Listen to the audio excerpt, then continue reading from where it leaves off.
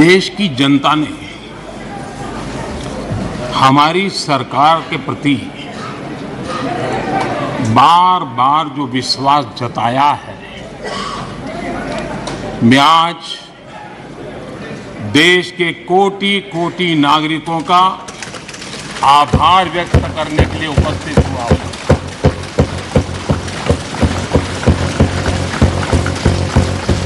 और अध्यक्ष जी कहते हैं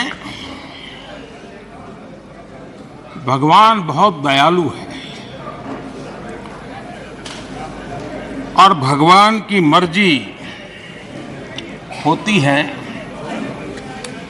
कि वो किसी न किसी के माध्यम से अपनी इच्छा की पूर्ति करता है, किसी न किसी को माध्यम बनाता है। मैं इसे भगवान का आशीर्वाद मानता हूं कि ईश्वर ने विपक्ष को सुझाया और वो प्रस्ताव लेकर आए।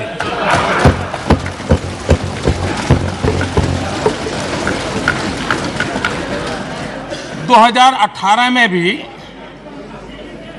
ये ईश्वर का ही आदेश था, जब विपक्ष के मेरे साथी अविश्वास प्रस्ताव लेकर के आए थे।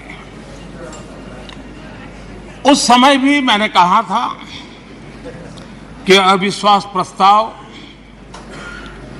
हमारी सरकार का फ्लोर टेस्ट नहीं है। मैंने उस दिन कहा था, बल्कि ये उन्हीं का फ्लोर टेस्ट है। ये मैंने उस दिन भी कहा और हुआ भी वही। जब मतदान हुआ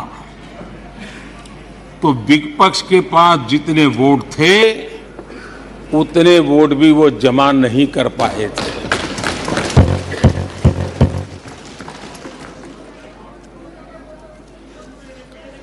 और इतना ही नहीं, जब हम सब जनता के पास गए तो जनता ने भी पूरी ताकत के साथ इनके लिए नो कॉन्फिडेंस घोषित कर दिया। और चुनाव में एनडीए को भी ज्यादा सीटें मिली और भाजपा को भी ज्यादा सीटें मिली। यानी एक तरह से विपक्ष का अविश्वास प्रस्ताव हमारे लिए शुभ होता है।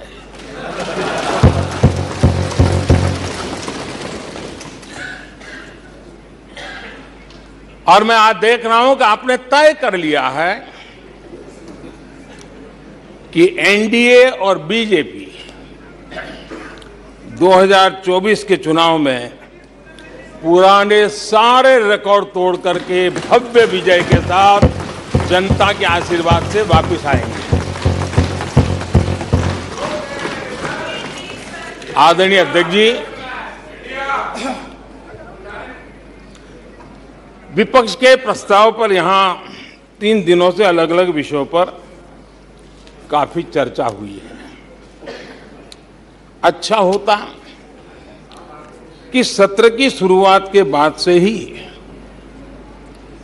विपक्ष ने गंभीरता के साथ सदन की कार्यवाही में हिस्सा लिया होता। बीते दिनों इसी सदन ने और हमारे दोनों सदन ने Janvishwas bill,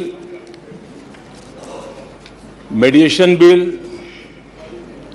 dental commission bill, आदिवासियों के लिए जुड़े हुए bill, digital data protection bill, national research foundation bill, coastal aquaculture से जुड़ा बिल, ऐसे कई महत्वपूर्ण बिल यहां पारित किए। और ये ऐसे बिल थे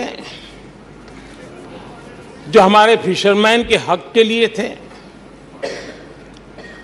और उसका सबसे ज्यादा लाभ केरल को होना था। और किरत के सांसदों से ज्यादा अपेक्षा थी कि वो ऐसे बिल पर तो अच्छे ढंग से हिस्सा लेते, लेकिन राजनीति उन पर ऐसी हावी हो चुकी है कि उनको फिशरमैन की चिंता नहीं है।